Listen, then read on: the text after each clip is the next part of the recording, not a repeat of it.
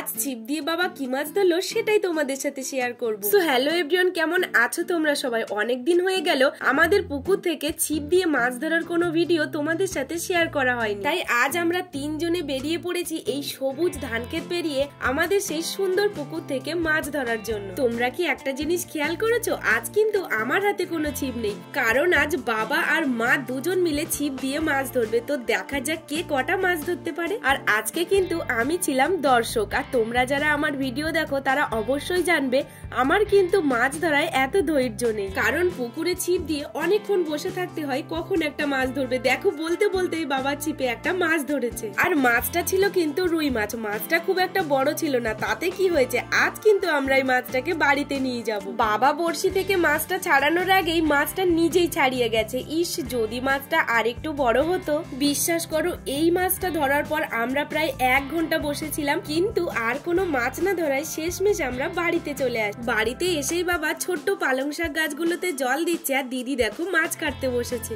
আটলেই এই ছোট ছোট কই মাছ আর ল্যাঠা মাছগুলো পড়েছিল, যেগুলোকে দিদি এখন কেটে নিচ্ছে। আর আজ আমার জবা ফুল গাছে সুন্দর একটা জবা ফুল ফুটেছে। তো আজকে ভিডিওটা এই পর্যন্ত, দেখা হবে পরের ভিডিওতে। টাটা।